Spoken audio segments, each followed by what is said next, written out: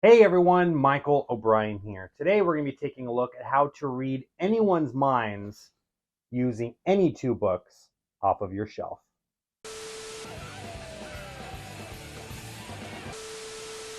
Hello my friends, and welcome back to another Advice from Magician video where my job is to make you the best possible entertainer that you can be.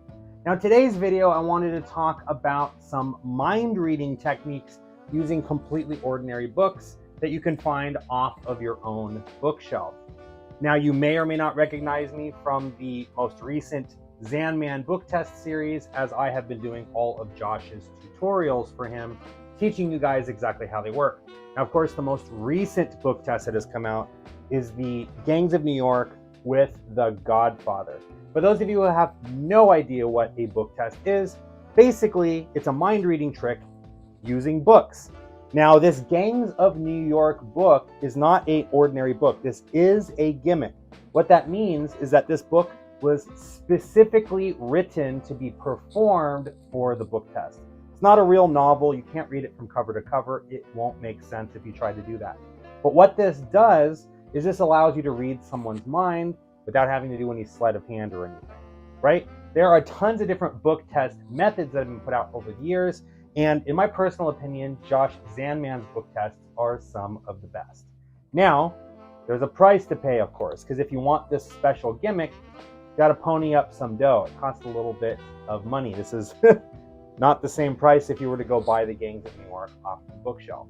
But what this allows you to do is peek at a word from The Godfather without being anywhere near it. So for example, I could take the Godfather book, I can toss it out into the audience. I could flip through the pages here of the Gangs of New York. They could say stop at any page that they want. Let's just say they stop right here at page 108, right? So I already know what the Cost-Hagen said. What are you talking about, Michael? What the Cost-Hagen said. If I go to page 108, in here, in the Godfather, right? Now remember, the Godfather was tossed away. I couldn't have peeked at it, right? 108, what the Cost-Hagen said. Right there, the top of the page, right? No memorization, none of that stuff. It's practically self-working. They have a completely fair choice. But again, downside is that you need the Gangs of New York to be able to do this. And the only book that it will work with is The Godfather. Now, there's nothing wrong with this. This is an extremely powerful book test. In fact, I've gone on record to say this is the only book test that's ever made me cry. And cry I did during the tutorial. It was actually pretty cool. And I'm not the only one that made cry. I made someone else cry too. Stay tuned, because I'm going to be doing a video on people that I've made cry performing this book test, right? But it's a really solid book test. But what if you wanted to do more? What if I wanted to use this book to peek at both The Godfather and another book, right? Let's just say I wanted to use it to peek at The Phantom of the Opera, or here's another book off my shelf, A Night to Remember, the Titanic book, right? What if I wanted to have a 4-book test? This is the only gimmick, and it only works with The Godfather. But what if I wanted to add some other books in? Well, in this video, I'm going to show you a quick little way that you can do that. Now, in order to perform this method, you have to be, what's the word that I'm looking for?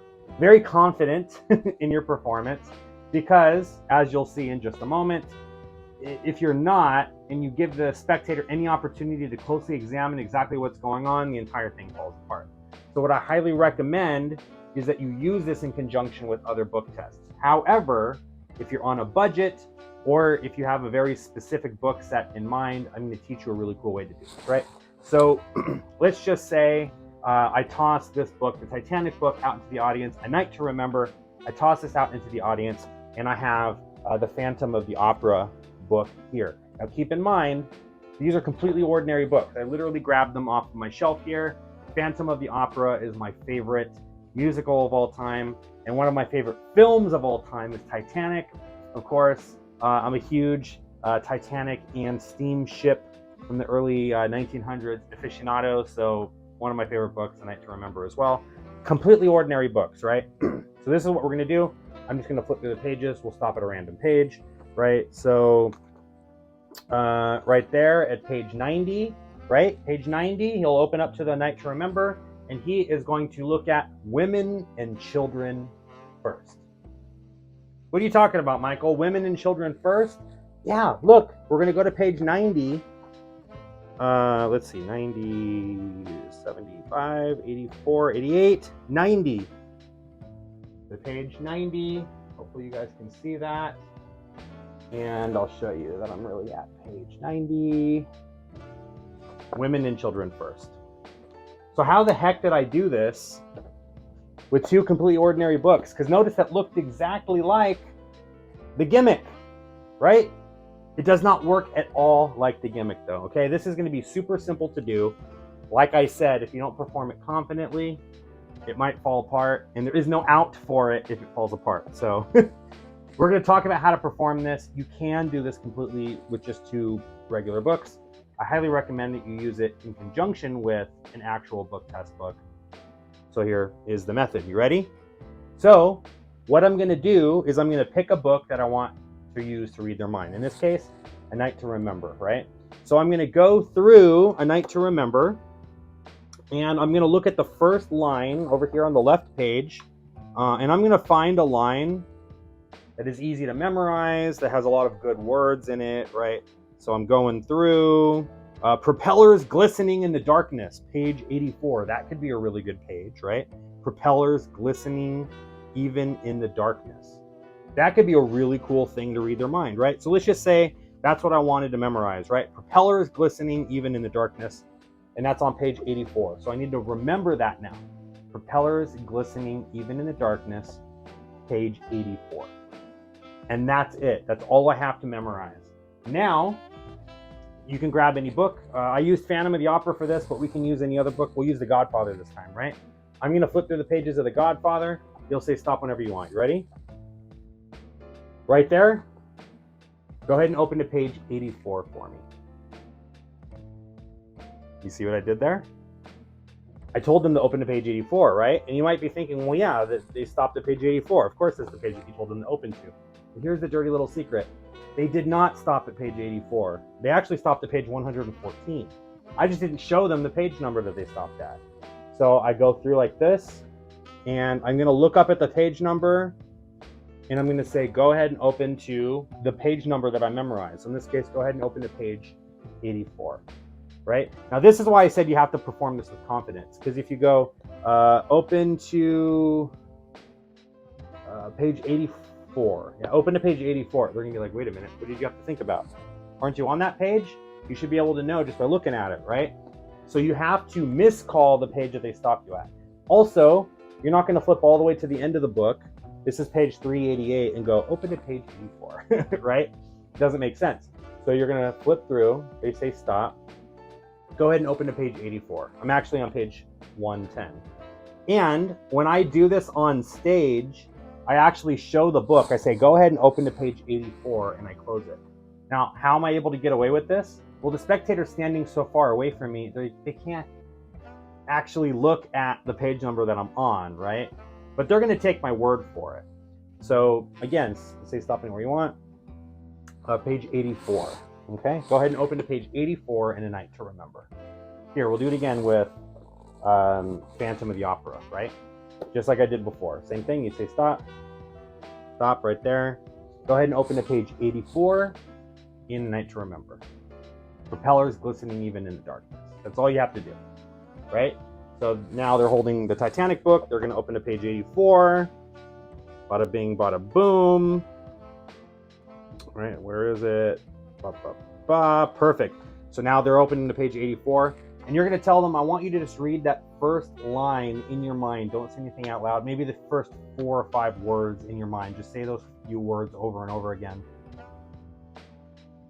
I'm seeing the word propellers. I'm seeing the word darkness. Is it the propellers are glistening even in the darkness? Right? Propellers glistening even in the darkness. That's it. So really, really simple. Now, why did I say that this could fall apart if you're not confident about your performance? Well, that's very simple. If I say, all right, say stop whenever you want, Perfect. Go ahead and open up to page 84. And the spectator wants to see the page. Well, I'm not on page 84. I'm actually on page 80 right now in the Phantom of the Opera. I'm not on page 84. So that's why I said, you know, it could fall apart if they're really astute and they want to see the exact page. Also, let's just say I'm flipping through and I say, perfect, go ahead and open to page 84. They might be like, I don't want to do page 84. I want to do another page. And now you're just like, well, page 84 is the only page that I memorized. So you have a couple of options. You can either memorize a couple of different pages, right? Or, I don't know. You have to find an out for that. You'll just have to power through it. You'll have to railroad them and just be like, no, we're doing page 84 because that's the page that you stopped me on. Now, what is the benefit to using the Gimmick, right? So again, this Gangs of New York book is Gimmick. So I'm going to perform that again, exactly the same presentation, but we're going to use a different method, okay? We're going to use the Godfather method with the Gangs of New York book and the Godfather book, right? So I toss Godfather out to the audience. Say stop whenever you want. Stop right there. Go ahead and open to this page. You don't have to tell them the page number. They can see the page number and you can tell them to open to this page, right? Now, by glancing down at the book, it was Clemenza, the fat man. That's all I have to memorize. It was Clemenza, the fat man, right? Page 76.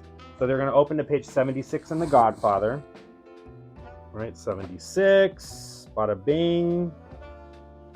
It was Clemenza, the fat man, right? It says it right here in the book. Because the book told me.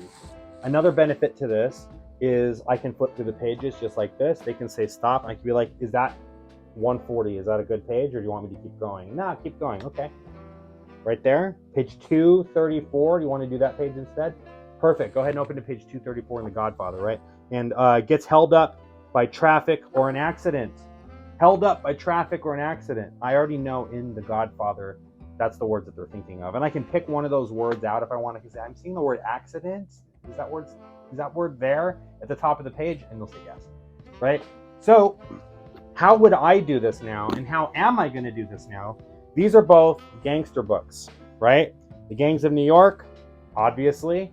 The Godfather, obviously, right? It's about a crime family in New York City. There is another book, which I haven't received just yet, but I do have it on its way in the mail, and that is Peaky Blinders. That's right. I ordered the Peaky Blinders novel, and I'm going to make this into a 3-book test using Gangs of New York, The Godfather, and the Peaky Blinders. And the way that I'm going to do that is very simple.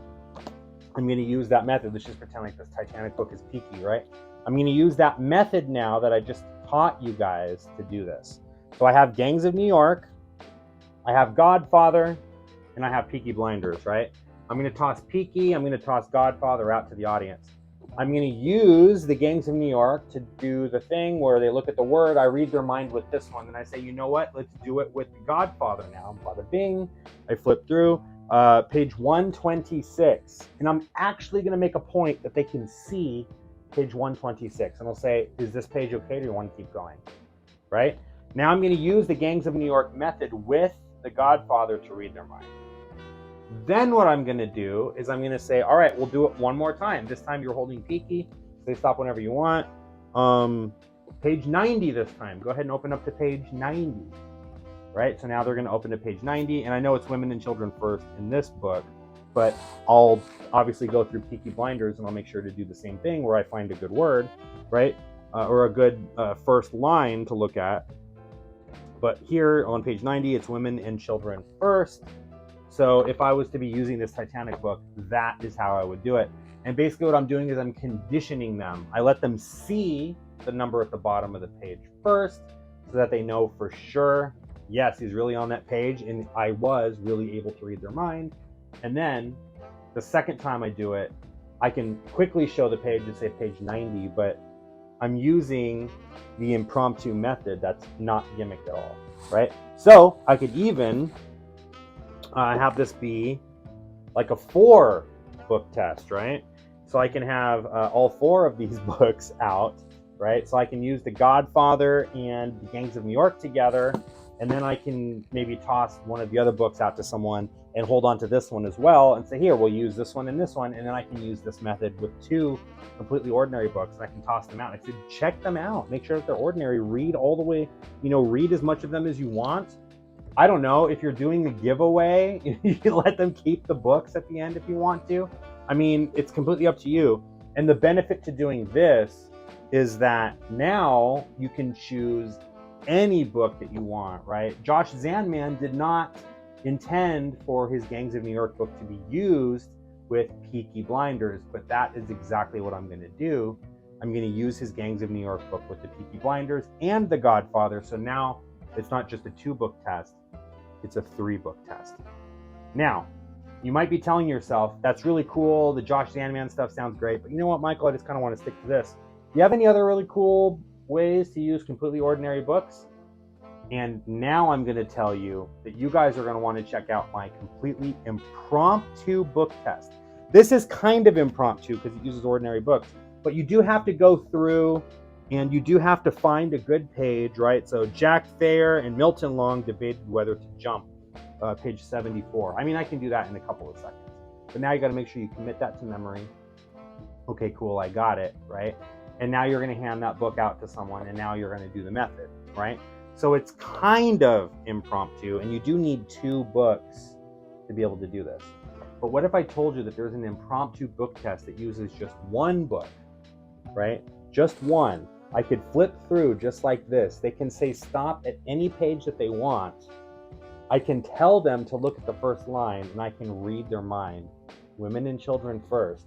And yes, I did stop at that page. They are looking at page 90, even though I was able to flip through just like this, right? So I flip through the pages. They say stop anywhere that they want. I really do open to that page. And this is a completely ordinary book. I hand them the book, and I don't even have to read that whole first line. I can have them focus on any word in that first line, and without having to ask any questions or fish or anything, I can tell them, there's a word that starts with the letter C, isn't there? Ends with an N, right? I'm thinking of the word children. And they can focus on that word, and I can read their mind. This uses something called the Inception Method, which I've created, and a 3-part book test method using a completely ordinary book off the shelf. I could be over at a friend's house right now. I can grab this book off the shelf, and without knowing anything about the book, I can go through, hand them the book, read their mind, and tell them exactly which word they're thinking of. That's my completely impromptu book test. And you guys can access this right here in the tutorials playlist and learn my method using any book if you want to. It's super powerful, and it works great if you want to use it with other book tests, if you want to use it with the mother of all book tests, or if you want to use it with the Caleb Wade book test, or if you want to use it with the Josh Zanman book test, or if you want to grab a regular book off the shelf, you're at a friend's house and you just want to blow their mind with something incredible, check out the impromptu book test right here in the tutorials playlist. It's only $5 to access this tutorial and 65 other full-length tutorials teaching a bunch of material that I came up with that I think you guys will enjoy and add into your act. Anyway, I hope you guys enjoyed this video. Please do not forget to like, share, and subscribe. Let your friends know about my channel, especially if they're magicians, even if they're beginners. I have tons and tons of stuff on this channel for you guys to take your magic to the next level. Go out and be the best possible entertainers that you can be. Michael O'Brien signing off, everyone. I'll see you next time. Take care.